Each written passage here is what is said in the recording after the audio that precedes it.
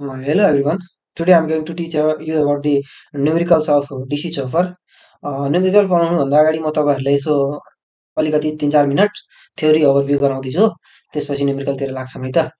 अब DC चपर भनेको के हो भन्दाखेरि DC टु DC कन्भर्सन जुन हुन्छ नि हो यो चपरले गर्छ है।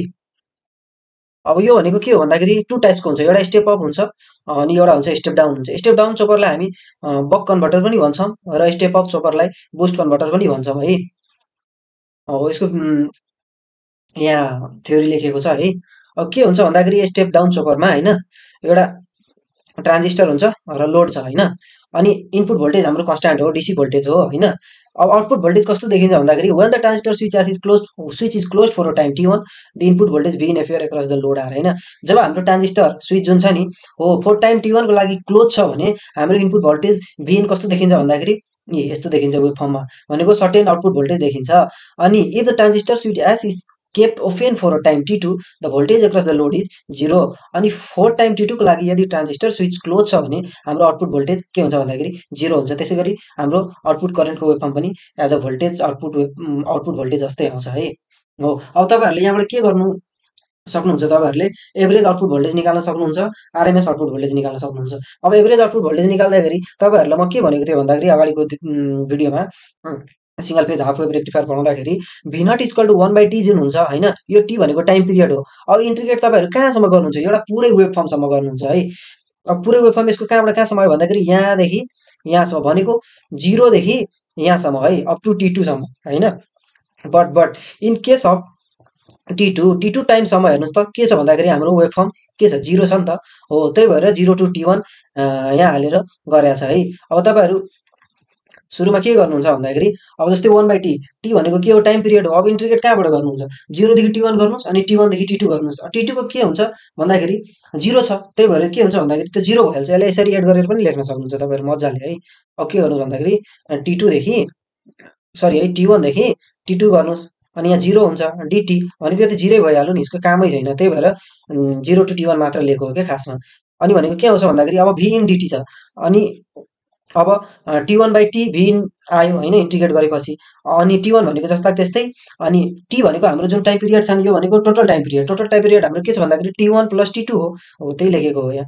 अनि भी इन अनि भी नट इक्वल टु के भयो के इन्टु भी इन भयो होइन। T1 भनेको ट्रान्जिस्टर टर्न अन टाइम हो, T2 भनेको ट्रान्जिस्टर टर्न अफ टाइम हो। वेयर के इज कस टु T1/t हो कल्ड ड्युटी साइकल अफ चपर। के भनेको के हो ड्युटी साइकल, न्युमेरिकलमा काम लाग्छ। ड्युटी साइकल दिएको हुन्छ दिएको हुँदैन ड्युटी साइकल निकाल्नु भन्छ हो त्यही हो। अब also average load current I naught इजको V naught by R. V naught तपाईँहरूलाई थाहा छ के भी इन बाई आर हो। यसरी नै अब आरएमएस आउटपुट भोल्टेज पनि निकाल्न सक्नुहुन्छ। आरएमएस आउटपुट भोल्टेज निकाल्दाखेरि एभरेज भोल्टेजको रुट गर्नुहोस् र स्क्वायर गरिदिनुहोस् भनेको आउँछ। अनि जस्तै अब भी नट कति आयो, एभरेज आउटपुट भोल्टेज कति आयो के भी इन, यो फर्मुला याद हुनु पर्यो। यो फर्मुला चाहिँ याद हुनु पर्यो। त्यसपछि अर्को भीआरएमएसको रुट अन्डर के भी इन याद हुनु पर्यो न्युमेरिकल गर्नलाई है। एउटा इफेक्टिभ रेसिस्टेन्स भनेको के हो त्यो पनि यहाँ हेर्नुहोस् तपाईँहरू होइन। त्यसै गरी अब एउटा के छ भन्दाखेरि step down chopper with DC motor as a load, यो भनेको इम्पोर्टेन्ट हो इक्जामको लागि, थ्योरी पनि सोध्छ यसको है। यो तपाईँहरू हेर्न सक्नुहुन्छ, हेर्नु होला होइन। म चाहिँ अहिले खासमा न्युमेरिकलको लागि पढाउँदैछु तपाईँहरूलाई, त्यही भएर यो थ्योरी चाहिँ नपढाएको हो। तपाईँहरू यो थ्योरी लेख्न पनि सक्नुहुन्छ। अब जस्तै योमा के हुन्छ भन्दाखेरि यो सबै थ्योरीहरू पढ्नुहोस् होइन। यहाँबाट हाम्रो आइम्याक्स आइमिनहरू जुन छ नि हो यहाँबाट पनि न्युमेरिकल आउँछ। यो म अगाडि न्युमेरिकलमै देखाउँछु है फर्मुलाहरू। आई मिनिममको फर्मुला यो भयो, आइम्याक्स आई मिनिमम यहाँ लेखेको छु। यो फर्मुलाहरू के हुन्छ भन्दाखेरि काम लाग्छ सबै न्युमेरिकलमा है। यहाँबाट यो सबै काम लाग्छ न्युमेरिकलमा, म अहिले देखाइहाल्छु तपाईँहरूलाई। अनि अर्को चाहिँ अब स्टेप अप चपर हो। स्टेप अप चपरलाई बुस्ट कन्भर्टर पनि भन्छौँ हामी। स्टेप अप चपरको थ्योरी यहाँ लेखेको छ, तपाईँहरू पढ्नु होला। योमा एउटा अन पिरियड हुन्छ, एउटा के हुन्छ अफ पिरियड हुन्छ। अन पिरियडमा के हुन्छ the transistor switch is close during this period and inductor current is ID built up exponentially during this period inductance L stores. यो त म पढाउन सक्छु होला तर टाइम नभएर तपाईँहरूले नपढाएको हो। तपाईँहरू आफै पढ्नु होला, म खासमा न्युमेरिकल गराउन जाँदैछु है त। अनि क्लासिफिकेसन अफ चपरमा के छ भन्दाखेरि एउटा क्लास ए चपर हुन्छ। क्लास ए चपरको यो भयो है, यसरी पनि लेख्न सक्नुहुन्छ। म एकदम नोट बनाएको छु क्या गजब, त्यो तपाईँहरू लेख्न सक्नुहुन्छ पढ्न सक्नुहुन्छ। एकदम राम्रो हो, इक्जाम पोइन्ट अफ भ्यूले खासमा बनाएको हो, म पढ्दाखेरि नै बनाएको हो। अनि एउटा भनेको क्लास बी चपर हो, यसको पनि यहाँ नोट मजाले छ एकदम पोइन्टमा लेखेको छ सबै कुरा, तपाईँहरू हेर्न सक्नुहुन्छ।